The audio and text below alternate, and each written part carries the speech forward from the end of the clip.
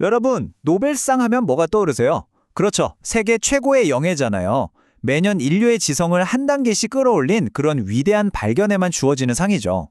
근데요, 이 엄청난 상이 역사상 가장 혼란스러웠던 시기에 갑자기 그냥 싹 사라져버린 적이 있다는 거 혹시 아셨나요? 네, 바로 그 사라진 노벨상의 미스터리. 지금부터 저랑 같이 한번 파헤쳐 보겠습니다. 그 주인공은 바로 노벨 생리학상입니다. 자, 보시면 1915년부터 18년까지 무려 4년이에요, 4년. 4년 연속으로 수상자가 아예 없었어요. 이건 정말 역사에 없던 일이었거든요. 도대체 무슨 일이 있었던 걸까요? 자, 이 미스터리를 풀려면요, 가장 유력한 용의자부터 살펴봐야겠죠. 네, 바로 시대적 배경, 제1차 세계대전입니다. 1914년부터 8년까지 정말 온 유럽을 그냥 삼켜버린 거대한 전쟁이었잖아요. 이 전쟁이라는 게, 과학계를 그냥 송두리째 흔들어 놨습니다. 어제까지 함께 연구하던 동료들이 오늘은 갑자기 적이 된 거예요. 연합군 동맹군으로 쫙 갈려서 서로 총부리를 겨눴으니 국제협력 같은 건 당연히 올스톱이었죠.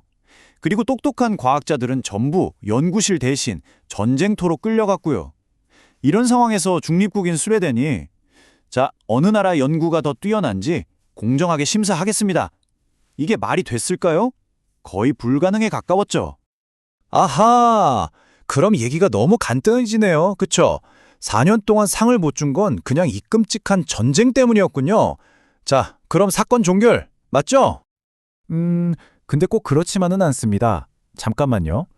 만약에 전쟁이 진짜 유일한 범인이었다면 다른 노벨상, 물리학상이나 화학상 같은 건 왜 중간중간 계속 줬을까요? 네, 이야기는 여기서부터 훨씬 더 흥미진진해집니다. 자, 이걸 한번 보세요. 이게 진짜 재미있는 부분인데 똑같은 전쟁 기간이었거든요. 근데 물리학상이나 화학상은 공백이 있어봤자 한 1, 2년 정도였어요. 근데 정말 유독 생리의학상만 무려 4년이나 멈춰서 있었던 거죠. 뭔가 이상하죠? 이건 전쟁탄만으로는 설명이 안 되는 차이입니다. 바로 이 지점, 이 질문이 우리를 이 미스터리의 가장 깊은 곳으로 끌고 들어갑니다. 아니, 다 같이 전쟁이라는 폭풍 속에 있었는데 왜 생리의학상 위원회만 그렇게 맥을 못 쳤을까요? 정답은요, 바깥에 있지 않았습니다. 진짜 이유는 바로 내부에서 터져나온 정말 걷잡을 수 없는 스캔들 때문이었어요.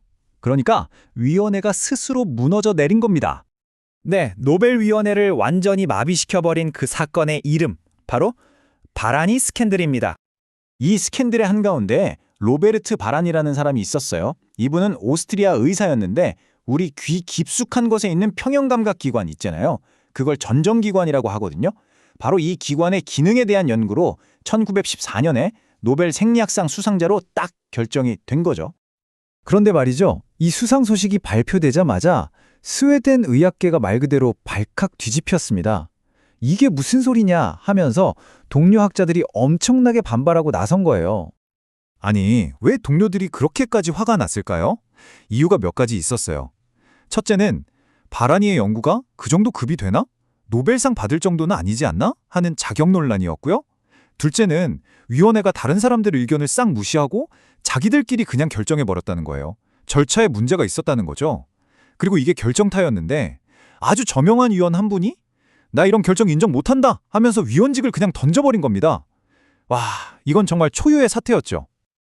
자, 이 과정을 한번 보세요. 어떻게 위원회가 무너졌는지 한눈에 보입니다. 일단 논란 많은 사람을 수상자로 뽑았죠. 그러니까 동료들이 들고 일어났고요. 여기에 핵심 위원까지 사표를 던지면서 그냥 쐐기를 박은 겁니다. 이렇게 되니까 위원회가 어떻게 됐겠어요? 권위, 신뢰 다 잃어버리고 그냥 완전히 식물위원회가 되어버린 거죠.